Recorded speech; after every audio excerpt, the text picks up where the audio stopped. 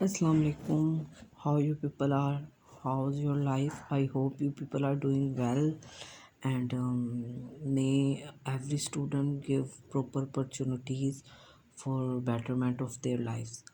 And first of all, I am here to discuss my main topic, that is called stratigraphy.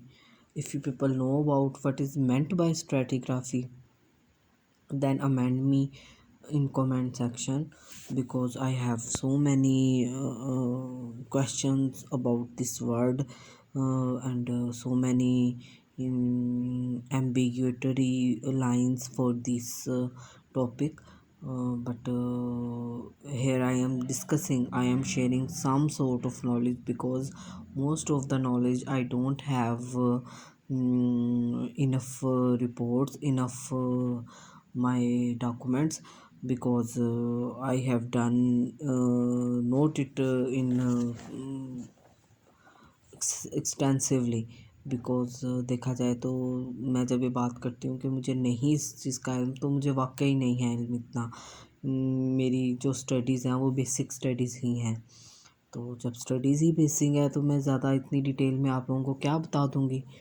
तो इसलिए मैं इन चीज़ों से मेरा होता है कि मैं आप लोगों को कुछ वर्ड्स बता दूँ, जो कीवर्ड्स हैं, जिसकी बेस पे आप लोगों की नॉलेज में इजाफ़ा ही होगा, कमी नहीं आएगी। और लेट्स से मेरे पास यहाँ पर मैंने सर्च किया था, मतलब ये ऐसी सर्च है जो मतलब जिसका रेफरेंस मैं आप लोगों को नहीं दे सकती, बट ये एरिया मुझे ज़रूर पता है कि एरिया कौन सा है। ये एटिक्सन एरिया है, और एटिक्सन एरिया क्या है, किस तरह का होता है, और ये कहाँ है, मुझे ज़रूर बताइएगा। और क्योंकि मुझे इतना पता नहीं है ना, तो इसकी स्ट्रैटिग्राफी जो है वो मैंने आप लोगों को बताना था कि वो प्री कैम्ब्रियन ही है। इसकी स्ट्रैटिग्राफी प्री कैम्ब्रियन है, और यहाँ पर प्लेट्यू फॉर्मेशंस हैं। प्लेट्यूज़ क्या होते हैं, प्लेट्यूज़ को हम लफ्ज़ प्लेट्यू क्यों कहते हैं, तो ये चीज़ें मतलब बार बार पढ़ने से ही आती हैं। जब आप लोगों को इसके वर्ड्स का, इन चीज़ों का पता लग जाए तो मुझे भी बताइएगा, बट मैं कोशिश करूँगी आप लोगों को इससे डिटेल नॉलेज दे दूँ। ठीक है, यहाँ देखा क्या गया है बेसिकली वो देखना है मैंने। ठीक है, और यहाँ पर अपर ट्रायसिक एजेस हैं, प्री कैम्ब्रियन एजेस भी हैं, और ट्रायसिक प्री कैम्ब्रियन एजेस में हमें क्या मिलता है ऐसा कि जिससे हमें पता चल जाता है कि यहाँ क्या अहम है सेडिमेंट से रिलेटेड। तो यहाँ पर मैं ग्रेनिट्स हैं मिलते हैं, इनको ग्रेनिट्स भी बोल देते हैं बेसिकली। तो मैं अगर देखूँ तो ये ग्रेनाइट है। तो अगर ये ग्रेनाइट इसको नहीं बोलते तो मुझे इसका भी बताइएगा। एंड ग्रेनाइट्स क्या हैं, इनसे रिलेटेड क्यों ये यहाँ पर हैं, तो ये तो ब्रॉड नॉलेज चाहिए इसके लिए, और मेरे पास तो इतनी नॉलेज भी नहीं है ब्रॉड कि मैं ये भी बताऊं कि ये ग्रेनाइट्स यहाँ कैसे पाए गए हैं। तो इसके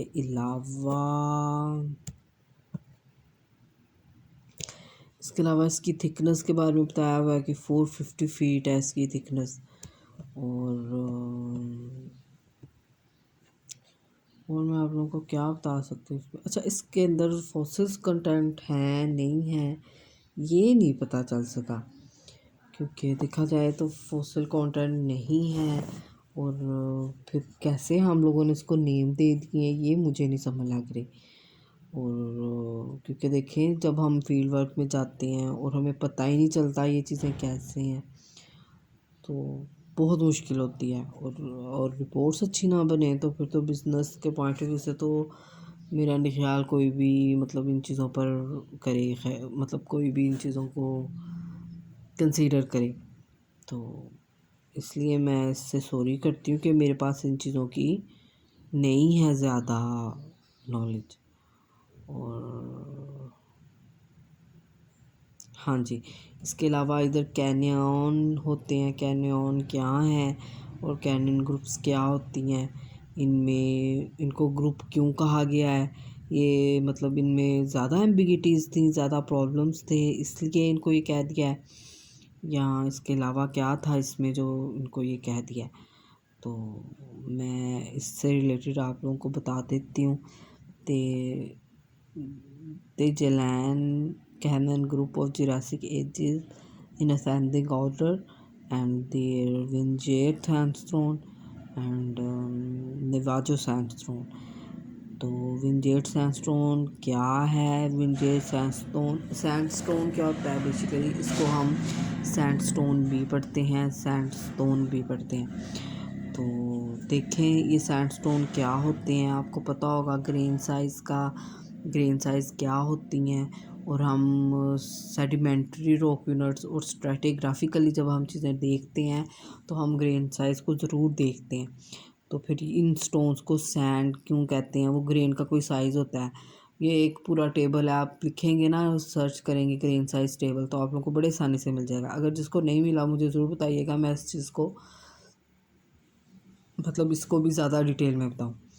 खैर, मैं बता रही थी this sandstone it comfortably overlies the other formation that is called Chinle formation. इसको शिनले भी लोग बोलते हैं, इसको चिनल भी बोलते हैं, चाइनल भी बोलते हैं। तो और जो मैं एरिया बता रही हूँ आप लोगों को, तो वो वहाँ पर ये सैंडस्टोन क्या है, ये इट फॉर्म्स स्टीप होग backs and bluffs along the flank and top of the unconferred plateau। ठीक है, ये सैंडस्टोन कैसे होते हैं, किस तरह के होते हैं? They are divided into horizontal layers by extensive bedding planes. और इनके अंदर बेडिंग प्लेन्स क्या करती हैं और ये किस तरह की होती हैं? तो इनके अंदर थिकनेस का इनकी सेपरेटेड थिकनेस होती है 2 to 50 फीट। तो these horizontal layers क्या हैं? These horizontal layers, within these layers the sandstone is cross bedded on a magnificent scale, great sweeping tangential cross beds of Aeolian type in places extending across the entire thickness of horizontal layer are disposed in all directions. The sandstone is poorly cemented and crumbles easily. This quality probably accounts for readiness with which rock disintegrates in faulted areas।